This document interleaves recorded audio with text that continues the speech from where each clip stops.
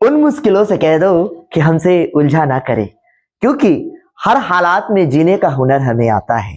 तो चलिए बच्चों, तो आज मैं आपको जो बताने वाला हूं, आपको जिस चीज का बेसब्री से इंतजार है, बिहार बोर्ड 12th का रिजल्ट कब आने वाला है, तो उससे रिलेटेड मैंने वीडियो बना रखा है।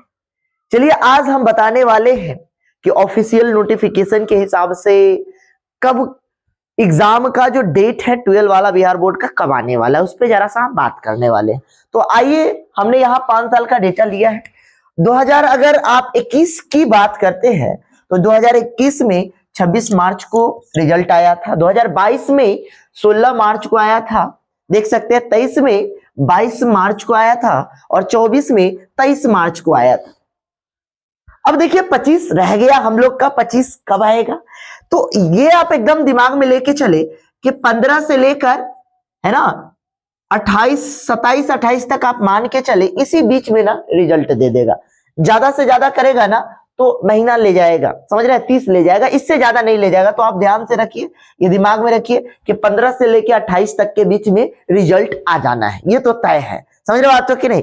अच्छा, एक बात और बच्चे को लेकर सबसे बड़ा जो परेशानी है, वो परेशानी यह है कि भाई 12th के बाद अभी सभी लोग घर पे बैठे होंगे, रिजल्ट का इंतजार कर रहे हैं कि रिजल्ट आएगा तब हम लोग कुछ करेंगे, ऐसा ना। एक चीज और, ये प्रश्न सबके दिमाग में उठता है 12 करने वाले बच्चे को कि भाई 12th के बाद अब क्या करेंगे, है ना।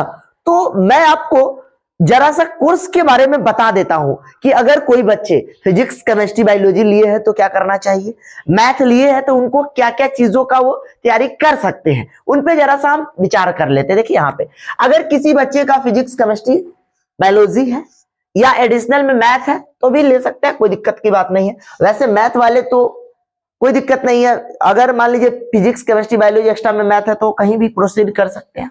यहां देखिए, यहाँ कोर्स है पहला जो पीसी वाले के लिए एमबीबीएस है, क्योंकि भाई उसने बायोलॉजी पढ़ा है तो इसमें बड़ा काम का होता है एमबीबीएस, है ना। Bachelor of medicine, bachelor of surgery जिसको कहते हैं, 5 साल का कोर्स है। ये थोड़ा सा हायर कैटेगरी का कोर्स है। ये नीट कंडक्ट करवाती है, ये नेशनल एलिजिबिलिटी एंट्रेंस टेस्ट करके एग्जाम होती है ना, जो कि फॉर्म का समय अभी से चल रहा है, 7 मार्च तक रहेगा। तो ये फॉर्म के द्वारा एमबीबीएस हो गया। एक और आता है दांत वाला बीडीएस, और भी बहुत सारा इसके अंतर्गत कैटेगरी सब आते हैं कि रैंक के हिसाब से मिलते हैं। मान लीजिए कि आपको नीट में जो स्कोर हुआ और इसके जो रैंक डिसाइड होते हैं, ऑन एन एवरेज 650 प्लस ही रहता है, मान के चलो आप इसके लिए। और भाई बीडीएस के लिए 500, 550 आज के डेट में तो 550 पे भी आजकल नहीं मिल रहे हैं। वो तो थोड़ा सा आप जान रहे हैं कि किस हिसाब से सीट कम है, इतनी ज्यादा भीड़ भाड़ है, तो कहीं ना कहीं तो परेशानी तो होती ही है। अब आइए हम बात करते हैं बीएससी। आइए, ये जनरल बच्चे ये कोर्स करते हैं बीएससी। पहले ये 3 साल का था, अब ये 4 साल का हो गया है। बैचलर ऑफ साइंस जिसको कहते हैं, जो मान लीजिए साइंस के विद्यार्थी है तो साइंस से ही करेंगे, है ना। उसमें भी अलग अलग कैटेगरी होता है, मैं इस पे सेपरेट वीडियो बना दूंगा। यहाँ ये भी 4 साल का कोर्स है जीएनएम।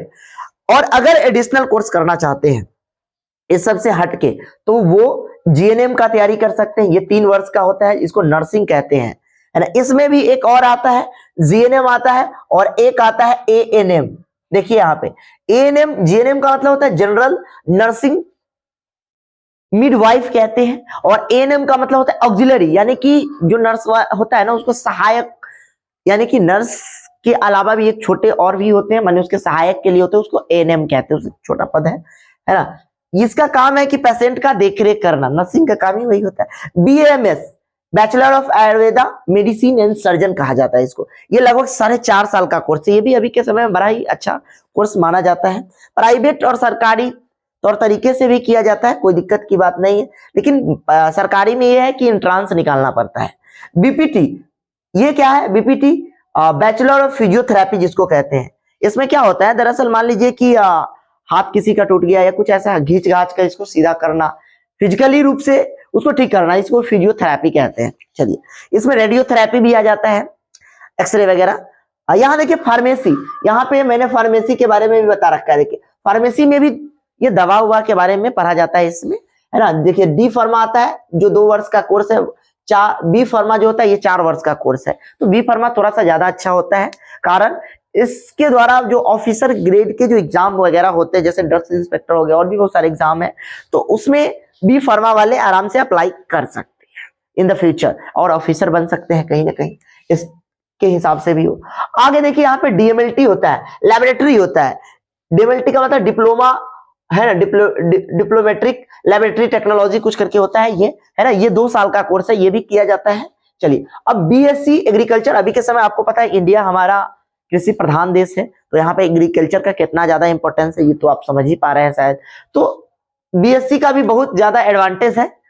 बीडीएस ये डेंटल वाला हो गया, मैंने बताया ना कि नीट के थ्रू ये दोनों एग्जाम को कंडक्ट कर, नीट का एग्जाम होता है। अब तो बहुत सारे ऐसे एग्जाम में नीट को एलिजिबल मानकर काम किया जाता है कि क्वालिफिकेशन क्वालिफाई हुआ है तो बाकी में इसका एडमिशन लो। इस आधार पे भी बच्चे को आजकल क्लासिफाई किया, वर्गीकृत किया जा रहा है। समझ रहे हो कि नहीं? चलिए तो हम आगे की ओर हम बात करते हैं। यहाँ पे मैंने आपको जहां तक हो सकी सारी जानकारी आपको दे दी है।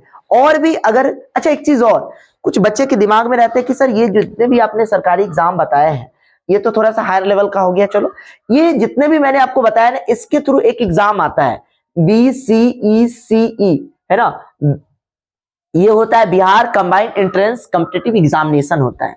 ये एग्जाम लगभग जून जुलाई के करीब में कंडक्ट करवाती है ना, ये जून जुलाई के करीब में होती है। इसका जो एप्लीकेशन फॉर्म है ये अभी से स्टार्ट हो जाएगा, अभी अपना चल रहा है फरवरी, यानी कि मार्च से लेकर मार्च अप्रैल तक ये भराता है। मार्च याद रखिए आप डेट अपना, मार्च हो गया, मार्च अप्रैल आप ध्यान रख सकते हैं। समझ रहे बात हो कि नहीं? ये खास तौर पे उस टाइम में है ना, तो आप एकदम ध्यान रखिए। लीजिए अब हुआ ना, मार्च अप्रैल हो गया, इस टाइम में होता है और ये जून जुलाई में एग्जाम ले लेता है।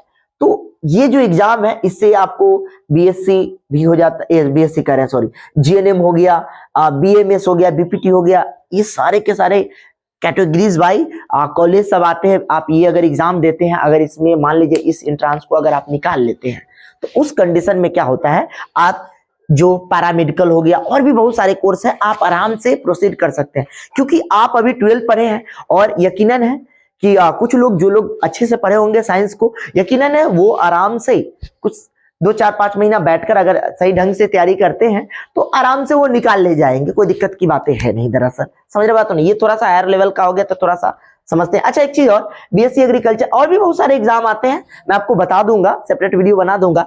ICAR होता है एग्रीकल्चर के लिए होता है, मैंने बताया ना बीएससी एग्रीकल्चर के लिए, ये भी एग्जाम, इसमें फिजिक्स केमिस्ट्री बायोलॉजी पूछा जाता है।